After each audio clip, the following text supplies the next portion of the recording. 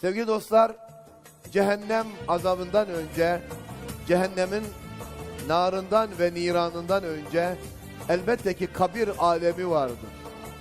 Ölenler şimdi mezara giriyorlar, kabre giriyorlar.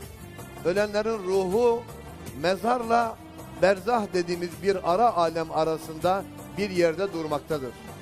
Bazen nimet, bazen azap içindedir.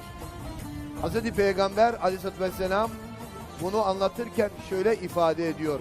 El kabru imma ravdatun min riyadil cinan ev hufratun min hufarin niran. Kabir ya cennet bahçelerinden bir bahçedir veya kabir yani mezarlık ya da cehennem çukurlarından bir çukurdur.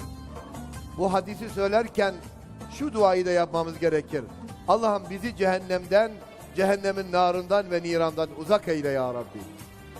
Allah'ım bizim arzu ettiğimiz ve ifade ettiğimiz cennete bizleri nimetlendir ya Rabbi. Hazreti Peygamber aleyhissalatü vesselam bir gün Hazreti Bilal ile beraber yürürken Peygamberimizin müezzini siyah Bilal, rengi siyah ama kalbi bembeyaz.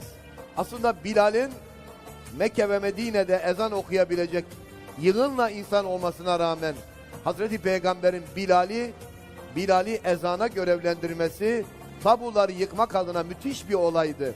Çünkü hala bugün bile en medeni sayılan ülkelerde siyah insanlara karşı ayrımcılık yapılmaya devam etmektedir. Ama beyaz olan Hazreti Muhammed kendi müezzinliğine siyah olan Habeşli bir köleyi, bir eski köleyi getiriyor, tayin ediyor. İşte Bilal'le dolaşırken mezarlıkta bir ara Resulullah aleyhissalatü vesselam Efendimiz durur ve gözyaşı döker. Bilal der ki ne oldu ya Resulallah? Der ki ey Bilal, benim duyduğumu duyuyor musun? Benzeri bir hadis başka bir sahabeyle de geçer. Benim duyduğumu duyuyor musun?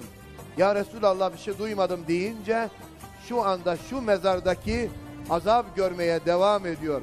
Hem de küçük bir şeyden dolayı. Neden dolayı ya Resulallah? Dedikodu yapardı, laf taşırdı, söz taşırdı. İnsanların aleyhinde insanları birbirine vurdururdu. 2, küçük abdestten sakınmaz, temizlik yapmazdı. İşte bundan dolayı şu an azap görmektedir dedi ve üzüldü. Sonra Hazreti Bilal'e dedi ki bana yaş bir yaprak getir, bir dal. Dalı aldı ve mezara şöyle sapladı. Bilal sordu ya Resulallah niçin bu dalı mezara saplıyorsunuz dediğinde cevabı şöyle oldu. Bu dal Allah'ı zikrediyor. Yeşil ve canlı olan her şey Allah'ı zikreder. Gerçi bazen dağlar da Allah'ı zikreder. Ve dağlardaki taşlar haşyetullah'tan, Allah korkusundan yuvarlanırlar. İşte bu dal Allah'ı zikrettikçe mezardaki bu adamın azabı hafifleyecektir. Öyleyse kimsenin aleyhinde konuşmayalım. Dedikodu yapmayalım. Gıybet yapmayalım. Söz taşımayalım. Haset yapmayalım. İnsanların kalbini okumaya çalışmayalım. Allah'ın kullarına merhamet edelim. Allah da bizlere merhamet etsin inşallah.